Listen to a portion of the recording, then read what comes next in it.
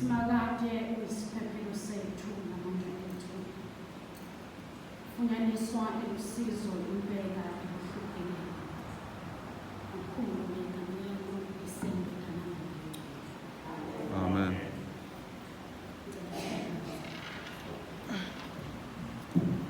Permission ngicela ukususa ngizibona. Nawo ngizamisa nje voice yami.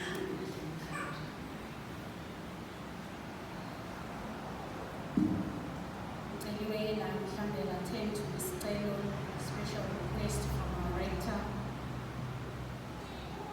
Ukuthi ukhulume ngama expectations our ministry. Khulumelele ubaba Simelane last week, took us through a history of the ministry, and then namhlanje sibeka ama expectations. Ngiyathanda mhlawumbe ukuthi sikhumbuzane because most of us babekhona kwi-service eyokuqala eyenziwa kwamntshanga sebefika la parish ngomunye unyaka wengakabi grey sesiba grey namhlanje. Ngikhumbula kahle ngangihlele emuva laphaya lahleli khona ubhuti lo ogqoke ngelama stripes. Wahamba wazofika lapho ngangijwayele ukubona umfundisi ohamba ibandla lesintu abashumayela. Ngambona ngalelo langa ecela amen. Share vision yakhe ke mayifika. Uthi vision yakhe it's spiritual growth yale parish. Athi numerical growth yale parish. Abesethi financial growth. Now if vision again is as good as not there or not existing if ukuthi ayikho into esupportayo uyisaphameli. Therefore, in ministry, lay ministry is one of the elements ezenza ukuthi umsebenzi webandla uqhubeke esizokwenza njalo futhi ukuthi ivision kabamntshangase iphumelele. Sinawo ama-ministers lekhaya kodwa ke into eminingi ayadingeka. Sometimes ingenza sihlale kuma-pews sibukele abase-altar ukusaba le ndwangu ukuthi uma isegqoke kanje mina ngeke akungifanele akukho njalo. Ama-expectations akhona angala ayafana nawangala. Mawubheka kwi-catechism yethu lapha ku-page 434 kwi-Anglican Prayer Book sibekelwe njengamasheshe ukuthi into esiphindele ukuthi siyenze ukukhuleka kuNkulunkulu nsuku zonke, ukufunda iBhayibheli nsuku zonke, ukwamukela isidlo njalo ngokholo nokulangazelela, ukulandela isibonelo sikaKristu empilweni yemihla ngemihla, ukukhuluma ngokukhuleka ngoJesu oyinkosi oyaziyo, ukusebenzela ukulungisa nokubuyisana, ukubambelela emgomeni womshado woKristu kulabo abashadile, ukukhulisa abantwana ukuba bathande futhi basebenzele inkosi kulabo abanabantwana, ukunikela ngemali emsebenzini kaNkulunkulu nokuhlolisisa indaba yokunikela ngokweshumi, ukulekelela ibandla nomakhelwane ukuba impilo yakho kube yokuzidela nokuzithoba. Now konke lokhu kulindeleke kuthina sonke sisebandleni. Kuyeke siyagqama ke mawusufanele ukufuna ukuthi uzofika endaweni yokuthi useve uNkulunkulu ngoba uma ubheka uNkulunkulu obheka uJesu mayifika esehlangene nabafundi bakhe kwizenzo zokuqala bambuza laphayana oPetru behlangene bathi kuye chapter 1 verse 7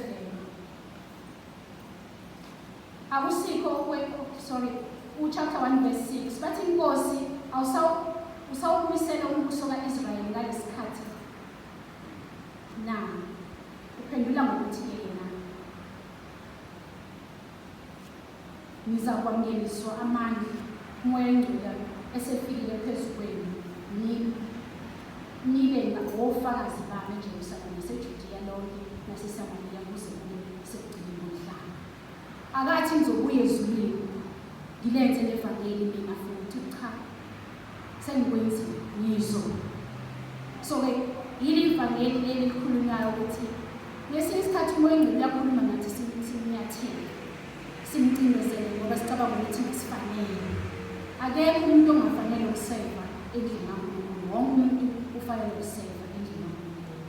Ngakho-ke indawo yokuseva kuleli side ivulekile ukuthi ungathintana nomfundisi uze kuye usuzwile ukuthi okulindelekile akuhlukile nalokho okwaziyo. Umahluko ukuthi uma usuyile minister you are a leader in the church. So siyazi lasihamba khona uma uyi-leader you are expected to walk in a certain way, to do things a certain way, because bayabheka abantu balendawo ukuthi silandela bani, silandele yini noma senze njani. Therefore ukuhamba kwakho kuyamu-influencer umuntu ozenza kwakho. Yilokho bengifisa ukudlulisa-ke ngokuthunywa ubaba uNjangase. Now, ivangeli lanamhlanje lifundiwe lisakhuluma ngendaba efanayo nevangeli lafundwa ngeVuk'uphele, ukuziveza kaKristu bafundi bakhe. Kodwa manje sesilifunda libhalwe encwadini kaLuka. Mawufunda-ke laphaya encwadini kaLuka uJesu mayefika into yokuqala eshoyo mayeziveza abafundi bakhe ukuthi ukuthula ngempela. Abese babuza uyabafica bathukile ngoba bacabanga ukuthi babona ithongo, babona isibongo. Ubuza umbuzo othile, ngikhathazelekile na? Uvelelani emdlenzweni enhliziyweni zenu na? Ngoba-ke uJesu yena ubona beyond amehlo ethu. Uyakubona ukukhathazeka kubafundi bakhe enhliziyweni zabo. Useyabuza ukuthi bakhathazelekile na? Ikuhluphile-ke le ndaba yokukhathazeka ukuthi uJesu mayefika endaweni uzothi kubo, why are you troubled? And you would assume ukuthi vele abafundi bakhe were troubled because one, when he went down kulokhoza emqamlezweni babengekho naye. Even uPetru usekunanyofa la uyakhona la ufa khona wayengekho mhla womqamlezo. Esizwayo ukuthi wavela uJohn. So-ke uma umlandeli bese kuba ukuthi umuntu omlandela usebenzimeni usufungile ukuthi uzoba naye emzimeni ube usungasabi khona, surely kukhona ukukhathazeka okuzoba khona mayefika. Ngoba into yokuqala ezofika ekhanda ukuthi ishuma ngambuza nje manje ukuthi liphi iqiniso lami lapho ngingamngisho ngizophendula ngithini. Surely unembeza ungakushaya ukuthi I let him down, not knowing ukuthi kanti uzobuya ngempela. Kodwa ngithemba ngikuthatha ngikubheka ngokukhathazeka ngase ngibuka ukukhathazeka okukhona emhlabeni. We live in a troubled world. And ngiyacela ukudlula kule phathi ngoba le phathi yona ibingihlupha kakhulu iviki lonke. Iphathi yabantwana abancane esibazeleyo abakhulayo. Our children are troubled. They're going through a lot. And half of the time they don't even share what they're going through with their parents.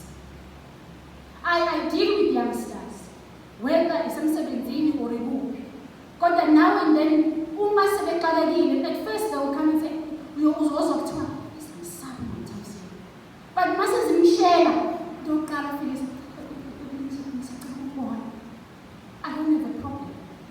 Asikhulume. Uthi umfana wami omunye lapha e-intern yami uhlala ku-right wami mina ngihlala ngale-share office. Kwenzeke ngesinye isikhathi ngithelesile imali. So ngibe nemali ehlala edrobheni lami laphaya. Oyifunayo ukufika aboleke ayibuyise ihlale. Wayaqala yanyamalala. Ibuye inyamalala. Wagcina ingasabuyeli. Mangifike e-office kunesimele engingasiqondi. Angi-understand ukuthi kwenzakalani. Lo ngicelo ukuthi hayi ovela nangalana kumina uzongibheka bhekele abasiphilelayo. So this one morning mangifike e-ofisini oqala nje ugqoke i-outfit efanayo outfit ayigqoke ngoMonday every Wednesday, gets up from his desk and he comes to me and goes, "Sister, can you talk, please?" Oh, girlfriend problems. Not even close. Okay. Shoot. Tell you what I say. Oh, uxosheni. Hayi sisasha. So uhlala lapho njengoba uxosheni. Ayiphuma nesiphuma nesiphuma semini. Bese ngiyabona isuku mina la office. Bese ku5 ngiyavuka ngimala lokho ukufika la ngizombola. Ukuthi ngiyabela. Okay. Manje ngiyoxolisa abazali ngithini. Now we have a deal now. So please somebody has a look back or you can talk. Kodwa manje uxolisa ukuthini? Udliwa yini?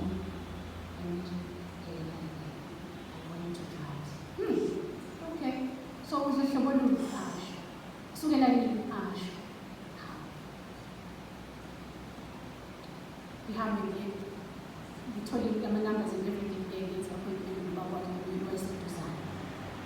Ngikhulume nobaba wakhe hayi naye indaba naye. Into ebuhlungu eyokubona umuntu wesilisa breaking down.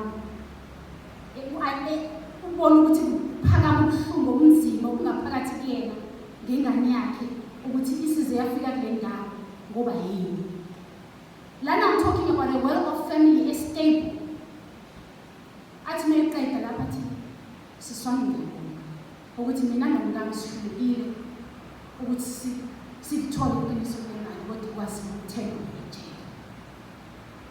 Umfundisi alento iy'ngane zabanye abantu ngikhulise ziphile ziqhakaze kodwa naye yami angikwazi ukwenza lokho ngoba khani going to his heart and discover ukuthi kwenzakalani. But at least now I know ukuthi udliwa yini.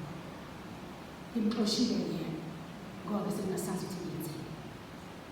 Ngifuna ukuthi ey'nganeni ngane zami noma ngabe yini noma kuyimbarasi kangakanani into eyenzile, abazali baredi ukusiza, abazali baredi ukulalela mawufika kubona uthi naye inkinga.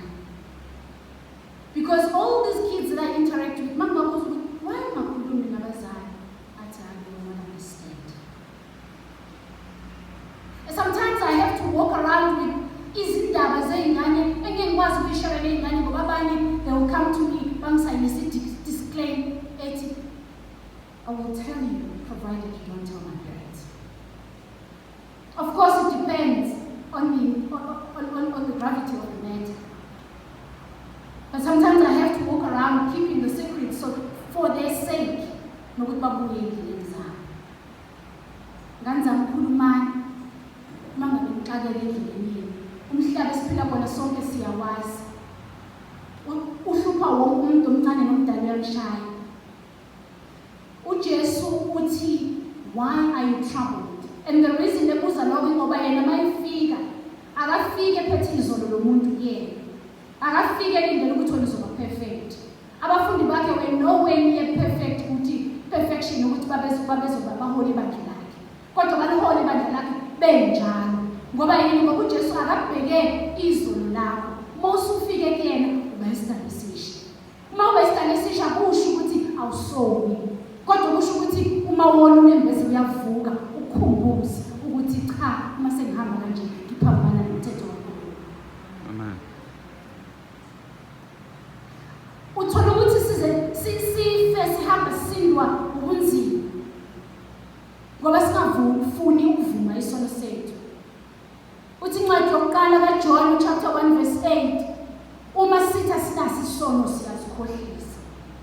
Bathi umnene uthembekile yena masiza kuyena sizendlala izono zethu uzosithethelela. Masibuyele kuye uyivulile inhliziyo yakhe.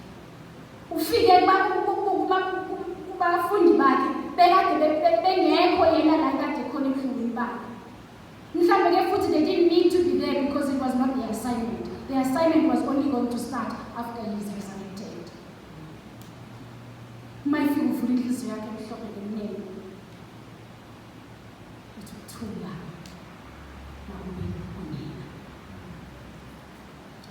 ukuthula makube semhlabeni. Inhliziyo kaJesu imnene, masicashe kuyo.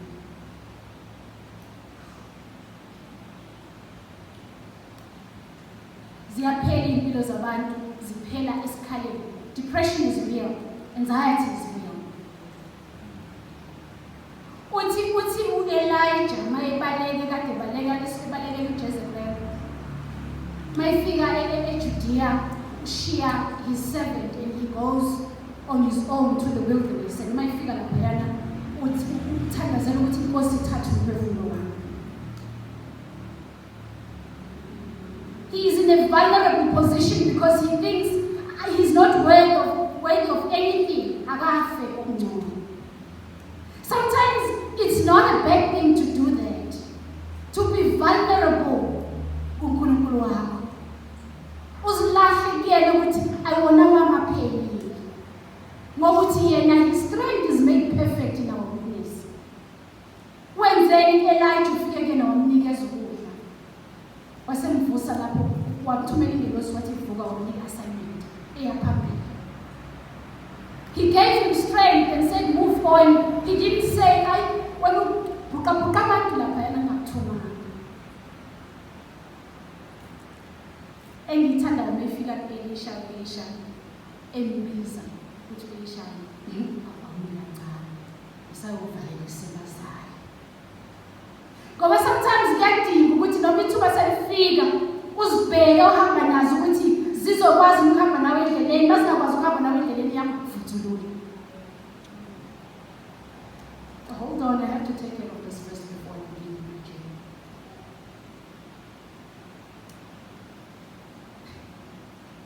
Apostle Paul mabefica storm endleleni yabo eRoma. Thaya siphumthwala. Ngoba manje ngokuthi yasinda, ngifuna ukusinda. So into ezisiza ukuthi siphume umthwalo ukuze sikwazi ukufika ku destination. Ngifuna ukuthi ke namhlanje bazalwane asiphume umthwalo. uJesu uvukile, uJesu uyaphila. Uyakhathazeka ngokukhathazeka kwethu. Ngoba yena usilindile ukuba masize endlala kuye, yena semphathe ngomusa wakhe nokuthanda kwakhe. Makasilekelele nalapho sishona khona. Sikhumbule njalo ukuthi isono sethu sihlanzile. Singahambi sizithwalisa udlulele. Kepha sicela amandla kuyena, simcela ukuba sipha amandla akhe ukubhekana nendlela ephambili yethu. Ukuze singabuyisi ukuqaqqa isono futhi. Egameni likaNkulunkulu.